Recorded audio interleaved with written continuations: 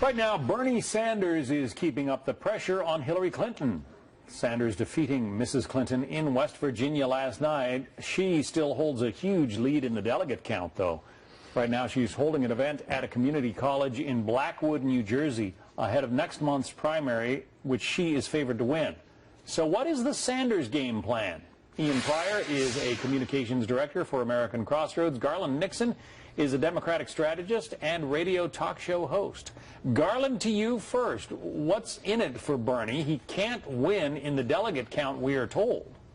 Well, I think there are a couple things going on. I think, number one, I think Bernie is working towards maintaining the coalition that President Obama built up. I think that there are a lot of people in the party that are concerned that Hillary Clinton is really upsetting the demographic of young people, and that if the party loses them, it could cause a lot of trouble. The other part is, and I think this is important with what's going on with the email servers, with Hillary recently kind of starting to maybe take a dive in the polls, that there's a concern that we may get to the convention and Bernie Sanders may be the only viable option for the Democrats.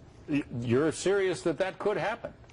It's certainly a possibility. I think every reasonable person knows that if that email server investigation goes south, or as I said, if Bernie's, say, within 100 delegates or so, which is a possibility, and Secretary Clinton is 10 points behind Donald Trump, then there's a strong case to be made for Bernie Sanders if he still maintains his national lead in the polls. Ian, it was supposed to be Hillary's year to be coronated, the nominee. And this upstart Democratic Socialist senator from Vermont was kind of an annoyance candidate or a novelty candidate in the beginning. All of a sudden, Bernie has really been coming on strong. Is he a serious threat to her? Well, I agree with Garland on this point. I think that, while the primary, it looks good for Bernie, right? I mean, he's won 20 states to Hillary's 26. He's really only 286 delegates down in the delegate count. And he's got two states coming up, Kentucky and Oregon, that look pretty good for him. But the math is daunting because of those superdelegates. If you add in Hillary's superdelegates, her lead goes up to 770. So the question is, can Bernie trade space for time and hope that something comes out with this FBI investigation where either Hillary or one of her top lieutenants is indicted or pleads guilty to some kind of offense that involves her email server? And if that's the case, he goes into the convention, makes the case to superdelegates, hey, she is toxic. She cannot win a general election against Donald Trump.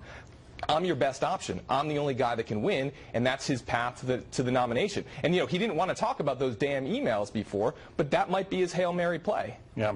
Over on another network, Andrea Mitchell, Garland, just asked Sanders whether he thinks Hillary Clinton has the tougher fight because she's getting hit so hard by Donald Trump. Listen to his answer. The opposition to her, the negatives against her have been built up by Donald Trump just hammering away at her. And up until now, at least, he has not been going after you as much. She's fighting two candidates, and you're fighting one. Oh, really? Oh, really?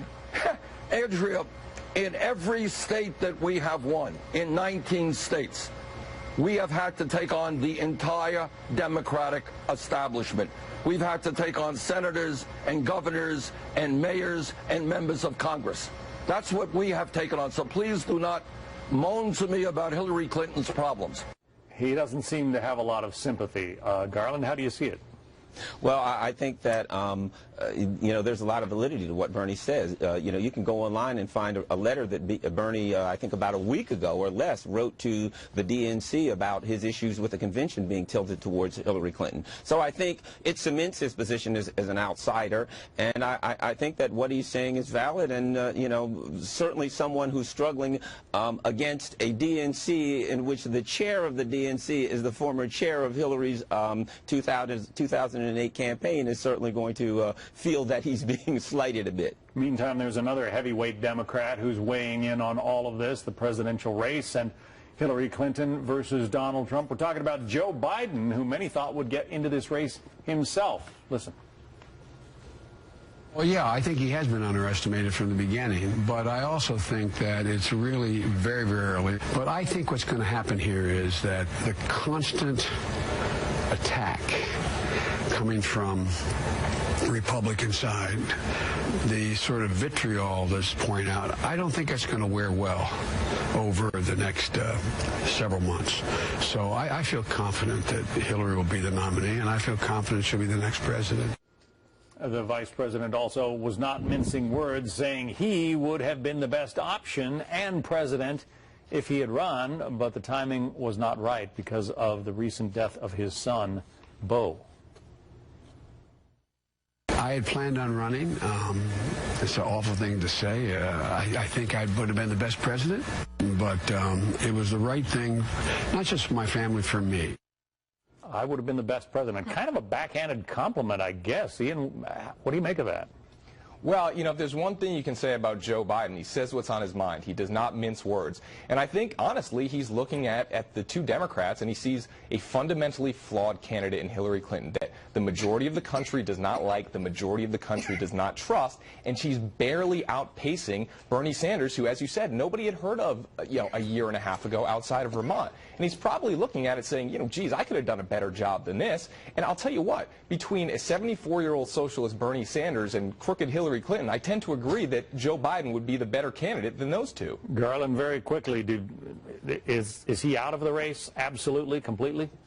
Yeah, he's completely out of the race. I think he's got to let it play out at this point. People have kind of chosen where they're going to go, but I think, you know, you don't get to be vice president or president without having a pretty significant ego. So I would expect anybody in that position to feel that they'd be the best. Does he have the fire in the belly? We'll see. Maybe not.